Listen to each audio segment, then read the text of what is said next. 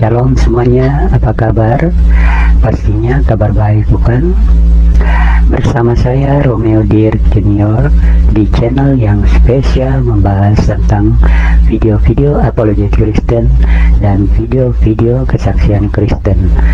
Baik, kali ini saya akan menyajikan video yang diberi judul.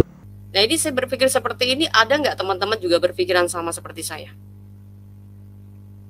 Nah, semoga setiap hari kita juga tetap bisa berpikir, terus merenung, karena kebenaran itu memang pahit, saudara. Kebenaran itu memang sangat pahit. Ya, dan gini hari, saudara, jangan kita... Oke, teman-teman sekalian, untuk mengetahui apa yang dibahas dalam video ini sesuai judul video, mari kita simak video berikut ini sampai selesai. Jangan lupa tinggalkan pesan Anda ataupun komentar Anda di kolom komentar. Terima kasih sudah mampir di channel saya. Semoga video ini dapat menambah pengetahuan Anda pada banyak hal yang selama ini Anda belum ketahui, secara khusus untuk menambah iman percaya Anda pada Tuhan Yesus yang adalah juru selamat satu-satunya bagi seluruh orang yang percaya pada Dia. Kiranya Anda bahagia selalu bersama semua yang Anda cintai. God bless you. Bye. Ini saya juga melihat berita-berita di YouTube itu ya. Marak sekali orang ini saling membidatkan satu sama lain. Ada sampai orang bikin channel namanya, judulnya itu Pemburu Bidat. Luar biasa sekali, saudara. Ini sudah masa-masa penuaian. Kambing sama domba itu pasti akan terpisah. Saudara, sebelum saya menjadi orang Kristen, memang saya mungkin sudah terbiasa tidak mau berpikir bodoh amat ya. Tetapi ketika saya sudah menjadi orang percaya, tapi kalau saya menjadi manusia yang sama dengan masa dulu saya, itu artinya saya belum lahir baru. Mau saya dibaptis, mau sampai 10 kali, mau diceburin ke laut pun percuma.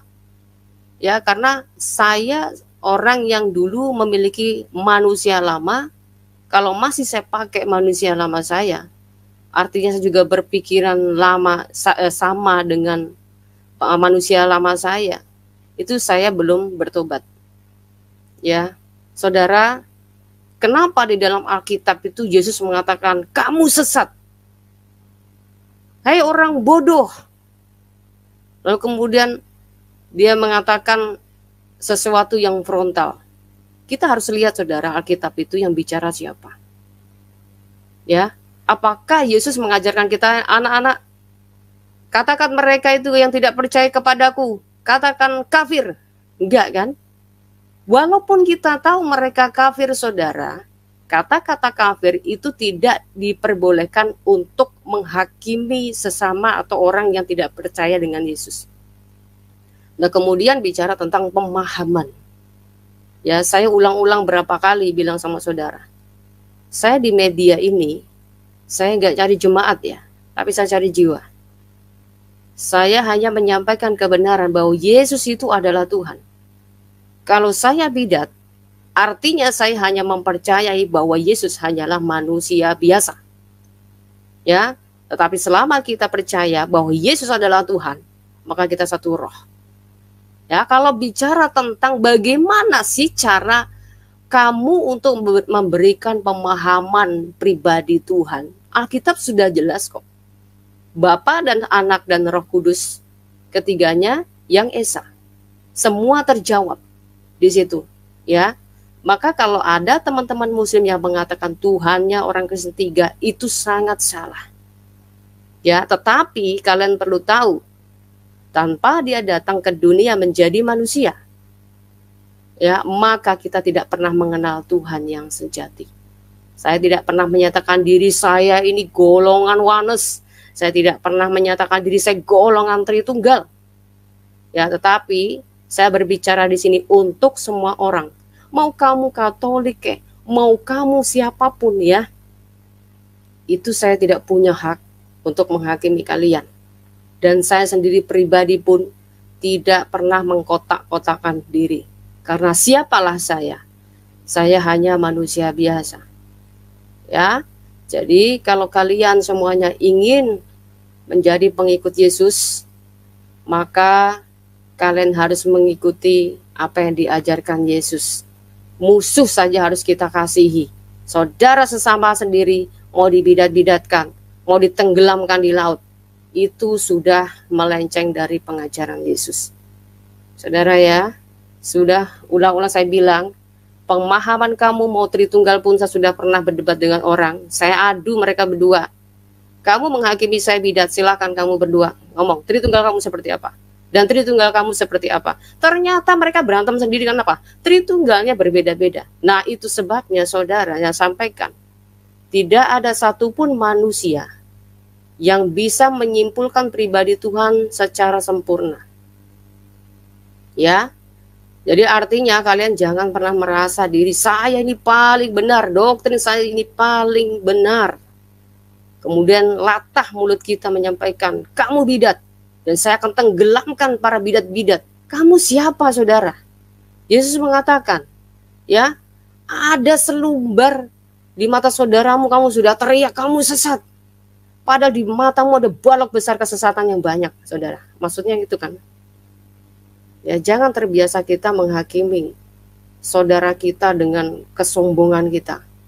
Yesus mengatakan, siapa yang merendahkan diri, ya, dia akan ditinggikan. Tetapi barang siapa yang meninggikan diri, dia akan direndahkan. Artinya kamu akan dibuat malu, saudara. Ingat itu, ya. Kamu boleh berbicara kebenaran, tetapi jangan menghakimi saudara kamu ini sesat atau bagaimana. Ya, Alkitab mengatakan, bantulah saudara kamu sesama manusia, terlebih dahulu adalah saudara sesamamu, sesama iman, kan begitu, saudara. Kita diwajibkan untuk mengasihi orang yang belum percaya kepada Kristus. Kemudian kenapa kita harus jahat sekali sesama? Apakah itu disebut murid Kristus, saudara? Ya, jadi itulah. Hari ini saya sangat prihatin, ya, melihat saudara sesama kita saling cakar-cakaran, ya. Saya melihat mereka itu seperti halnya kembali kepada masa di dalam perjanjian lama sampai ke perjanjian baru. Maksudnya itu masa-masa Yesus ketika selalu berdebat dengan orang Farisi. Ya, ahli Taurat itu bukannya nggak tahu, saudara. Ahli Taurat itu pintar dengan kitab. Ya, ahli Taurat itu ahlinya kitab Taurat, saudara. Dia ngerti tentang apal mereka, ya, saudara, ya. Ya, tetapi apakah dengan mereka pintar, dengan mereka ngerti semuanya tentang kitabnya itu, lalu kita anggap dia adalah orang yang 100% benar? Tidak, kan?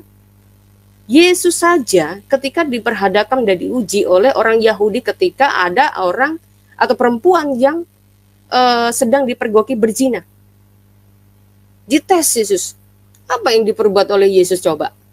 Ya kan?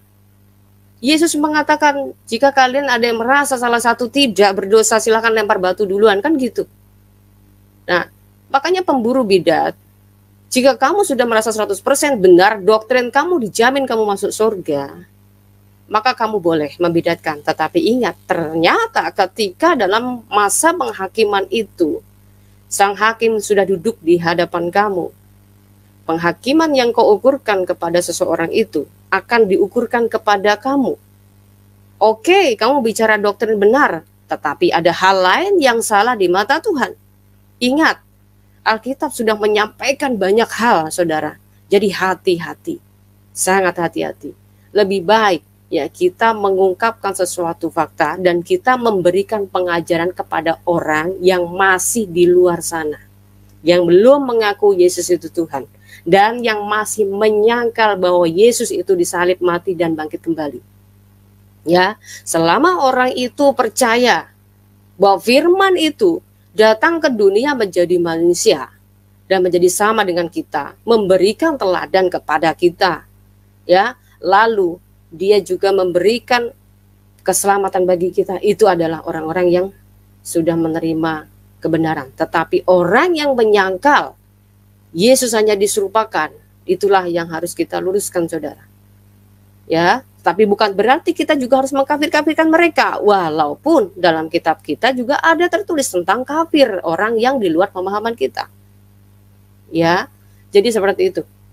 Ya, saya sangat prihatin dengan orang yang selalu hobi menjadi hakim atas sesama sendiri seolah dirinya adalah 100% orang yang benar, suci semuanya.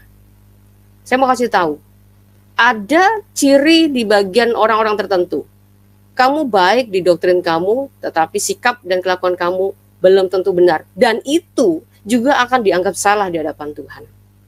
Ada kisah pemuda yang dia mengatakan, aku mau ikut engkau, Yesus. Katanya, Yesus mengatakan, aku sudah melakukan semuanya hukum Taurat dengan sempurna. Kata dia. Akhirnya Yesus mengatakan apa? Jualah semua hartamu, baru kau layak ikut aku. Saudara ngerti nggak kalimat-kalimat seperti ini?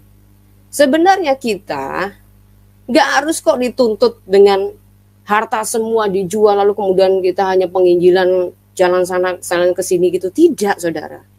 Ya, kita harus paham dan peka tentang pemahaman apa yang katakan Yesus. Bagi kamu yang sombong merasa diri sudah sempurna, Yesus akan tuntut kamu lebih sempurna. Paham nggak? Ingat ini saudara, apa yang saya sampaikan. Saya renungkan firman siang dan malam. Ya, saya tidak peduli dengan permasalahan saya tidak peduli dengan penyakit saya. Saya sampaikan bahwa hati-hati, menghakimi orang lain itu berat bagi kamu, karena penghakiman yang kamu pakaikan kepada orang tertentu akan dipakaikan kepada kamu. Ya, sekali lagi ingat, pemuda itu disarankan Yesus untuk menjual segala yang dia punya baru dia ikut Yesus, karena dia merasa diri sudah sempurna, saudara. Nah, bagi orang-orang yang juga memiliki tabiat seperti ini, hati-hati. Kamu akan dituntut Tuhan. Ya, makanya sadar dari sekarang, jangan sampai sadar nanti setelah kita mengalami kematian badan, saudara. Ya, saudara ya. Ya, mohon maaf, saya sedikit agak keras. Mungkin teman-teman juga mungkin tidak setuju dengan saya, silakan. Sekali lagi, bicara tentang doktrin, tidak ada satupun manusia ya yang bisa mendeteksi atau memberikan pemahaman secara benar 100% ya. Karena tidak ada yang namanya nanti ketika kita mati, doktrin kamu seperti apa? Yesus nggak bertanya itu. Doktrin kamu seperti apa? Doktrin kamu seperti apa? Benar nggak? Kalau nggak benar berarti kamu mati. Nggak. Dalam Yohanes 8 ayat 24 mengatakan, jikalau kamu tidak percaya bahwa akulah dia, maka kau akan mati dalam dosamu. Dan inilah salah satu perbedaan ketika saya di dalam ajaran Kristus maupun belum. Kalau belum dulu, saya mati pasti bakalan diinterogasi, saudara. Apa kitabmu? Siapa Tuhanmu? Kan gitu. Apa dasar imanmu? Dan siapa nabimu? Kan gitu, saudara. Ya, tetapi saya sudah pernah sampaikan kesaksian saya. Saya diberikan penglihatan sama Tuhan. Ternyata Tuhan nggak nanya sama sekali. Dia malah lebih tahu daripada apa yang aku nggak sadari, saudara. Ya, sudah pernah saya sampaikan bahwa Tuhan itu maha tahu. Dia nggak nanya-nanya itu. Doktrinmu apa? Dia sangat tahu. Apakah dengan salah doktrin kamu akan masuk neraka? Tidak, saudara. Ada seorang yang mengatakan gini, tolong ajarin itulah tentang pemahaman pribadi Tuhan, supaya jangan sampai nanti takut salah iman malah masuk neraka katanya. Nah, gitu ya. Maka ini juga sekalian saya sampaikan, saudara. Nah, ini saya buat tema itu juga goncang-gancing, jadi ini macam-macam, saudara, isinya. Karena memang saya pengen menyampaikan keluh kesah saya. Dan ini StreamYard saya ini adalah terbatas, StreamYard gratis dan belum prabayar, karena saya belum bisa semuanya. Jadi teman-teman bantu doanya supaya saya bisa standby, dan saya juga selalu bisa stay terus ya teman-teman ya, untuk menyampaikan firman Tuhan. Dan saya rindu untuk beredukasi dan menyaksikan kebaikan Tuhan, dan sekaligus saya ingin menyampaikan kepada semua orang yang mendengar channel saya bahwa Yesus Tuhan, saudara. Yesus itu Tuhan. Yang walaupun saya menganggap dulu tuh Yesus itu hanya sekedar nabi, tetapi ingat saudara, Mesias memiliki gelar yang luar biasa. Dia adalah sebagai raja, nabi, dan apa saudara? Tuhan. Ya, jadi disinilah kita harus memahami bahwa Dia yang datang ke dunia ini adalah Sang Firman yang memberikan jalan kepada kita, yang sudah memberikan petunjuk kepada kita, yang memberikan hukum sempurna kepada kita, dan yang sudah memberikan pengajaran yang luar biasa kepada kita. Jadi kita orang-orang yang sudah di dalam Kristus, yang saya katakan mati, hidup adalah Kristus, mati adalah keuntungan. Saudara paham maksudnya? Jadi jangan dianggap ini adalah ekstrim, saudara. Saya dulu baru-baru itu mendengar kata-kata hidup adalah Kristus, mati adalah keuntungan. Ini ngeri gitu, saudara ya. Maksudnya adalah kita menyadari bahwa ketika kita sudah menerima anugerah keselamatan itu, ya, kita bukan milik kita sendiri pribadi, saudara. Tubuh kita bukan milik kita lagi, saudara. Mau saya pengennya habis makan itu kayaknya enak banget, rokok, saudara. Maunya segala nafsu itu harus kita lampiaskan, saudara. Maunya kita tuh kepengennya happy terus, saudara. Tetapi ingat, ketika kita menyadari, ya, kita ini bukan milik kita sendiri, maka kita juga tidak boleh sembarang untuk melakukan tubuh kita, ya, untuk menyerahkan pada hal yang dosa. Maka sebabnya, saudara, ingat, karunia itu adalah sangat besar sekali. Maka kita harus bayar harga. Kita responi kasih karunia Tuhan itu dengan segenap hati kita, kekuatan kita, semampu kita untuk kita mengikut Tuhan. Itu maksudnya. Jadi ketika kita sudah mengerti hal itu, itulah kita bisa katakan hidup adalah Kristus, mati adalah keuntungan. Mati keuntungan di sini adalah ketika kamu mati sudah berpengharapan, saudara, gitu. Ya, ketika kamu mati, kamu sudah tahu jalannya di mana. Gitu. Karena imam besar kita, ya saudara, tadi imam, Mesias itu adalah imam, nabi, dan raja. Ya, memiliki gelar imam, ya, nabi, dan raja. Kalau orang mengatakan Yesus itu cuma nabi, enggak, kata siapa Yesus cuma nabi? Kalau Yesus cuma nabi, enggak usah pakai gelar Mesias. Itu sebabnya dia kenapa memiliki gelar Mesias. Itu dia disebut sebagai imam, nabi, dan juga raja.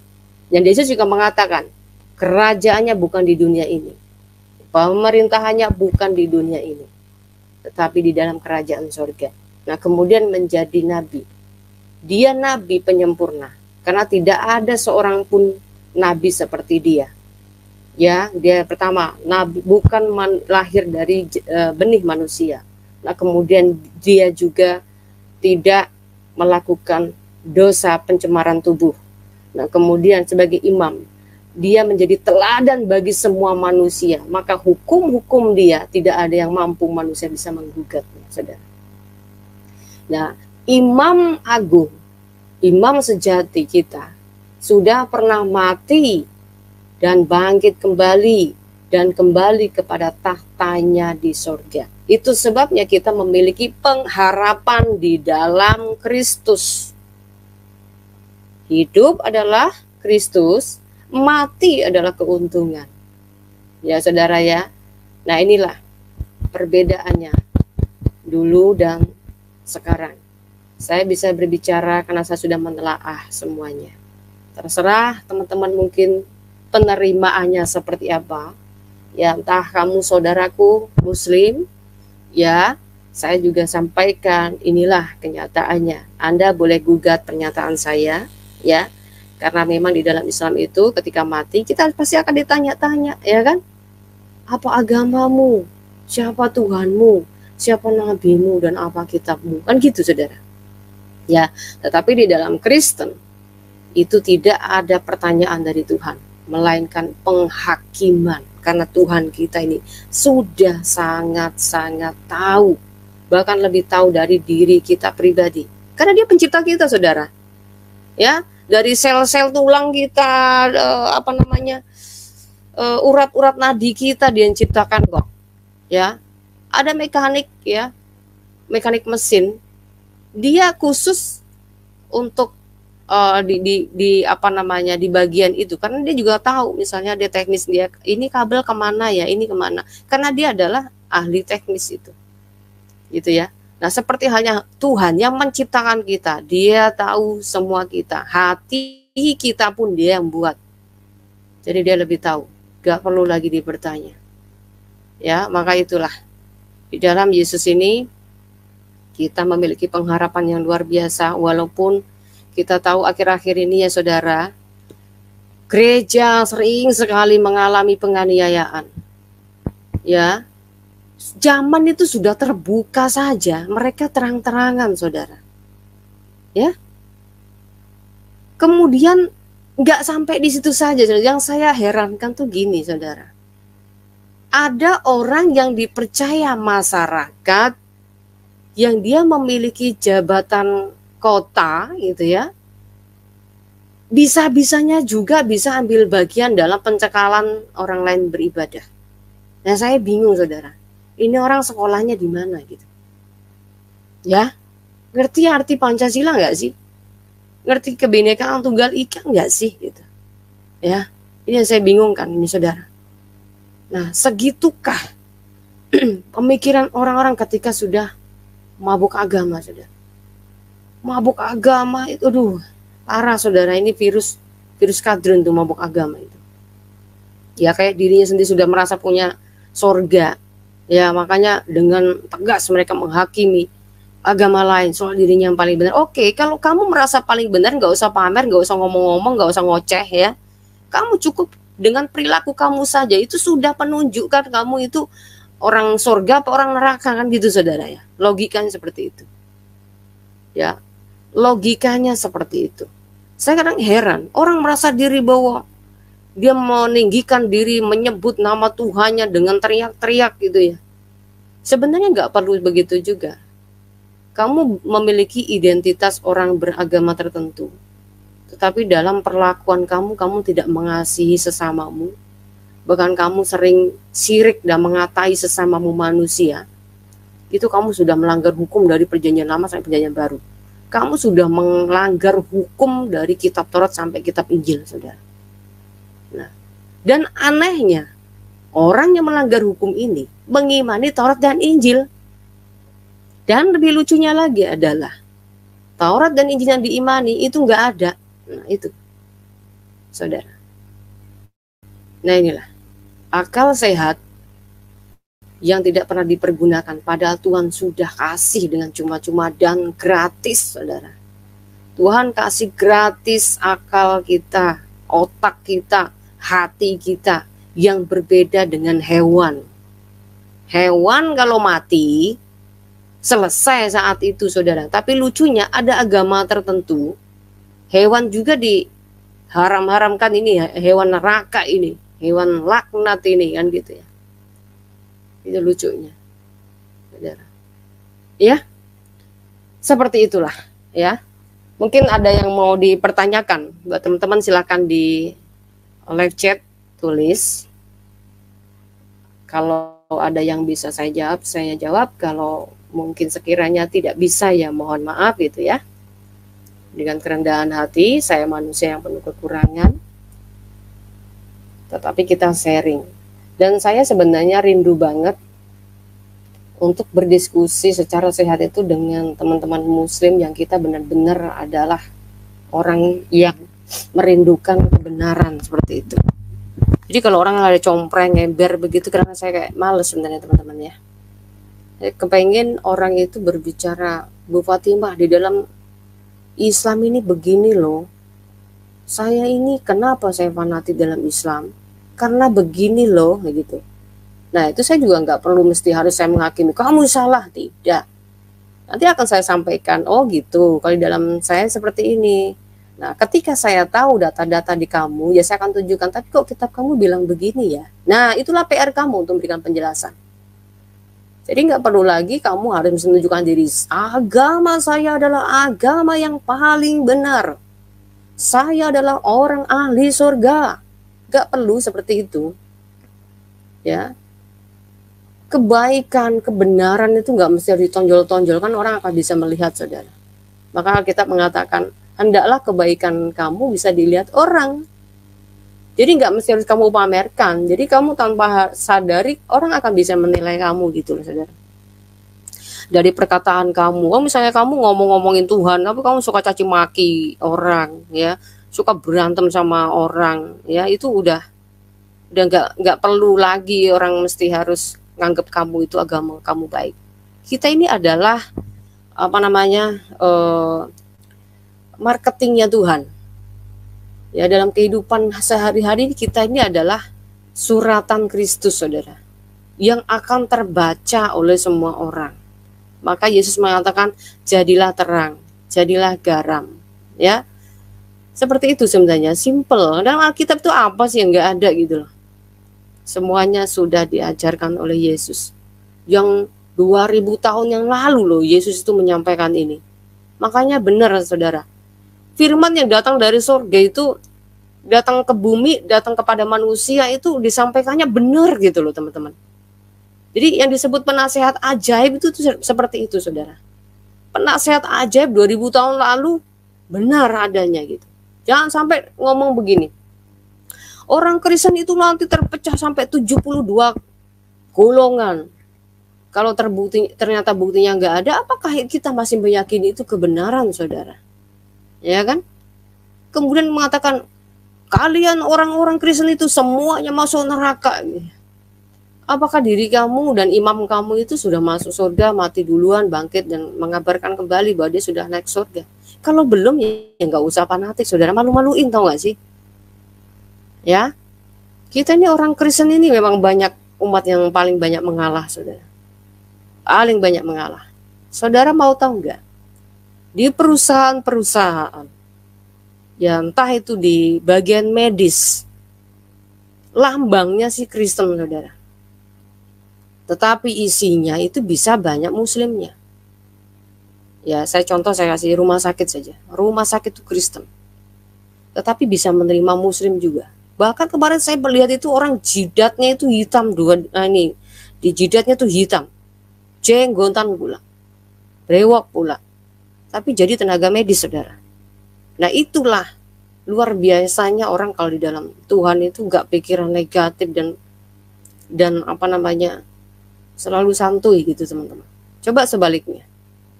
Apakah di dalam medis mereka itu bisa menerima kita? Ya bisa. Ya, saudara ya. Dalam pesantren mereka, apakah mereka bisa menerima orang Kristen bisa belajar tetap beragama Kristen? Nggak bisa. Kamu masuk pesantren harus bersyahadat. Tetapi orang Kristen bisa menerima orang Muslim. Nggak harus kamu berubah iman. Betul nggak, saudara? Bisa dikoreksi. Ya, kemudian dalam perusahaan-perusahaan yang punya itu orang Kristen, saudara. Tetapi tiap hari dikafir-kafirkan. Gajinya boleh terima. Ya. Tapi orangnya najis. Nah, inilah ya. Fakta kebenaran itu sudah terlihat sebenarnya. Terang dan gelap itu sebenarnya kelihatan. Domba dan serigala itu sebenarnya sudah jelas terlihat. Inilah akhir zaman. Tanda-tanda yang mengemukakan. Yesus mengatakan, yang punya mata maka melihatlah. Yang punya telinga maka mendengarlah. Yang punya otak maka mikir. Ya, saudara. Tuh. Ini yang saya sampaikan. Semoga saya tidak salah bicara. Dan Indonesia ini semakin banyak orang waras, semakin banyak orang cerdas, dan mereka akan berpikir positif, ya, tidak gampang kepanasan sepertinya ahli-ahli Taurat yang dikit-dikit merasa dihujat, ya. Nah, inilah kita adalah orang-orang pengikut Kristus yang memiliki karismatik sendiri, yang memiliki ciri sendiri, yang memiliki pengajaran sendiri. Ya, jadi jangan sampai kita orang percaya hanya digoncangkan dengan berbagai masalah sedikit lalu kemudian keluar dari iman Kristus. Ingat bahwa keselamatan itu mahal harganya tetapi gratis buat kita. Nah, kita bagi orang yang tahu diri, bagi yang memahami, maka bayar harga. Ya, semampu kita mengikut Tuhan, jaga kekudusan, dan kita tetap kuat mengikut Tuhan. memikul salibnya, saudara. Ya, doakan saya juga secara pribadi. Saya bicara kebenaran, bukan berarti saya orang yang suci, tetapi saya perlu mengingatkan dan kita belajar bersama untuk kita terus berjalan mengikuti arahan Tuhan dan masuk di dalam rencananya. Saudara ya, terima kasih teman-teman. Mungkin sampai di sini dulu perjumpaan kita, dan kita akhiri dengan doa. Saudara, saya ingin doa buat kita semua. Bapa kami yang di surga, kami bersyukur dan terima kasih Tuhan, kalau pada sore yang indah ini Tuhan, hamba-Mu boleh kembali diperkenankan untuk berbicara melalui media Tuhan. Hanya ini Tuhan yang mampu hamba lakukan. Sekiranya pekerjaan dan pelayanan hamba-Mu boleh menjadi berkat bagi semua orang, dan ampuni kesalahan hamba-Mu di dalam pemikiran, perkataan, perbuatan hamba-Mu yang tidak berkenan di hadapan-Mu. Sucikan, kuduskan hatiku dan juga semua teman-teman yang menyimak channel Fatimah. Engkau berkati mereka semuanya. Yang sakit Tuhan sembuhkan, yang nganggur Tuhan boleh sediakan pekerjaan, yang dalam kekurangan segera Tuhan pulihkan, dan yang mereka di dalam kegelapan Tuhan pindahkan dalam terang. Kasih karunia daripada Tuhan boleh melingkupi kehidupan mereka. Orang-orang yang mungkin tertutup mata hatinya, Tuhan boleh celikkan mata hatinya dengan kuasa darah Tuhan. Terima kasih Tuhan Yesus. Sekiranya Tuhan Kau memberkati channel ini juga untuk boleh menjadi saluran berkat bagi banyak orang. Dan sekali lagi Tuhan, hamba mau berdoa untuk teman-teman pemirsa channel Fatimah ini, agar mereka semuanya diberkati Tuhan. Terima kasih Tuhan Yesus. Di dalam nama-Mu kami berdoa dan mengucap syukur. Haleluya, puji Tuhan. Amin. Amin. Teman-teman semuanya, terima kasih banyak. Mohon maaf saya akan edit karena waktunya saya harus kembali untuk istirahat ya. Doakan saya terus sehat, dan teman-teman jangan lupa yang belum subscribe dulu, dan jangan lupa like, lalu komen dan share ke bagi teman-teman yang belum tahu channel Fatimah. Terima kasih teman-teman. Salam, Tuhan Yesus memberkati kita semua.